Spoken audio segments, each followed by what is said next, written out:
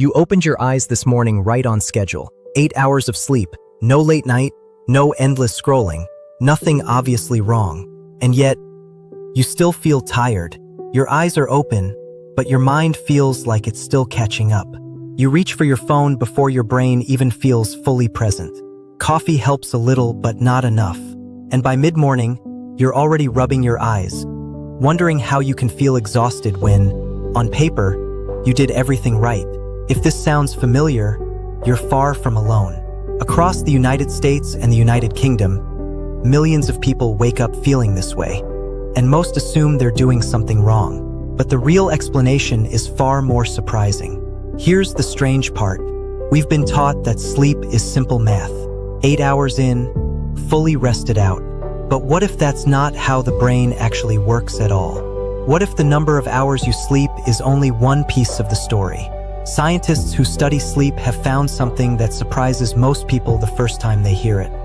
And once you understand it, the way you think about being tired changes completely. My name is Zaki, and in this video, we're going to explore why your brain can feel exhausted even after a full night of sleep, and what's really happening inside your head during those groggy, foggy hours after waking up. By the end of this video, you'll understand the hidden process your brain goes through every single morning, why it sometimes gets stuck halfway through that process, and what that means for how you feel for the rest of your day. Picture this. It's 6:45 a.m. Your alarm goes off. You sit up, turn it off, and start your day. From the outside, you're awake, but inside your skull, something very different is happening. Researchers have a name for this in-between state, the gap between being asleep and being truly, fully alert. It's called sleep inertia. And according to research highlighted by the CDC's National Institute for Occupational Safety and Health, sleep inertia is a real, measurable decline in alertness and performance that happens right after waking, even after a normal 7 to 8 hours of sleep. People in this state can have slower reaction times, weaker short-term memory, and a noticeably slower ability to think clearly. In other words, your brain isn't lying to you when it feels foggy.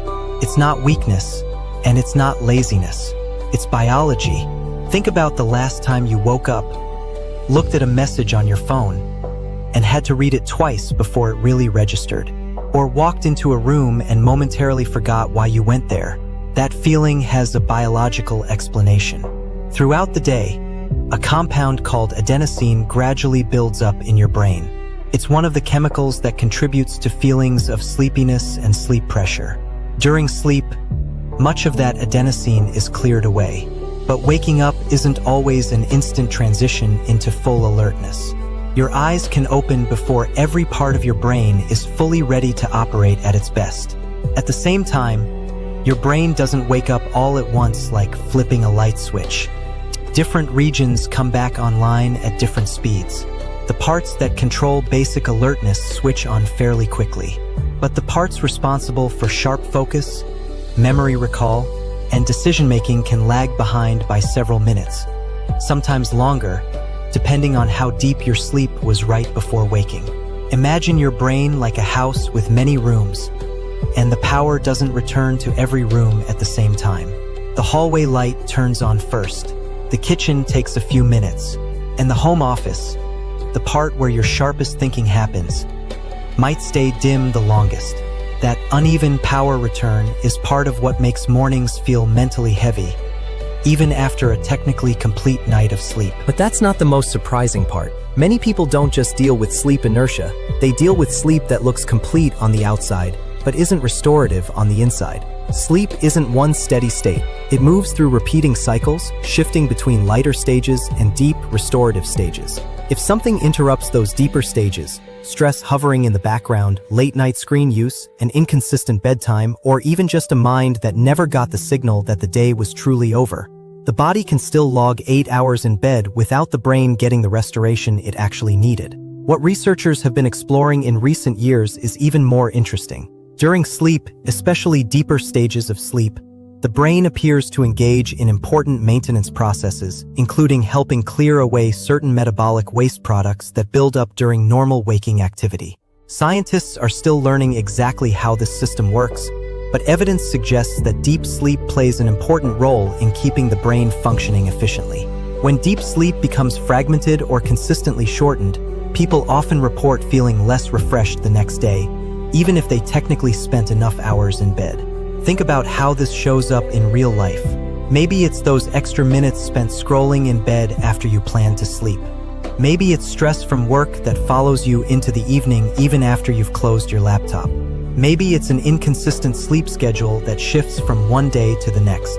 None of these automatically ruin sleep, but over time, they can make it harder for the brain to settle into the deeper, more restorative stages that help you wake up feeling refreshed.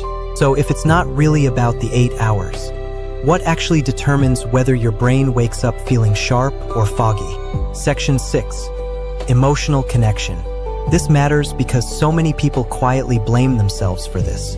They think, I must be lazy, or something must be wrong with me, when really their brain is responding exactly the way a human brain is designed to respond under stress, irregular schedules, overstimulation, and broken up sleep. Whether you're in your 30s juggling a demanding job, raising a family, or simply trying to keep up with a fast-moving world, that morning fog isn't a character flaw. Often, it's your brain responding to the conditions you've been giving it. Stress, interrupted sleep, inconsistent routines, or simply not enough opportunity to reach the most restorative stages of rest. Rest isn't only about time. It's also about quality, consistency, and what happens while you're asleep. Understanding this changes how you can think about your mornings. It helps to know that a few minutes of grogginess after waking is normal. Your brain genuinely needs time to come back online, and giving it that runway, rather than demanding instant sharpness, can reduce the frustration that builds on top of the tiredness itself. It also helps to notice what happens in the hour before bed. A calmer wind down, dimmer light, and a more consistent sleep and wake time give your brain a clearer signal that deep, restorative sleep is safe to begin and stay uninterrupted. And it helps simply to recognize that feeling tired after 8 hours doesn't always mean something is broken. Sometimes it means your brain is asking for consistency and calm, not just hours on a clock.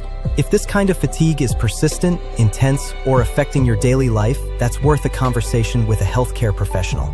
They can look at the fuller picture in a way a video never can. Section 8. Maybe the most comforting thing to understand is this. Your brain was never being lazy on those foggy mornings. It was doing exactly what it was built to do, slowly, carefully, bringing itself back online, one region at a time. The next time you wake up and feel a little foggy, you won't have to immediately assume something is wrong with you. Sometimes your brain is simply finishing a process that didn't end the moment your alarm went off. And understanding that can make those mornings feel a little less frustrating and a little easier to navigate.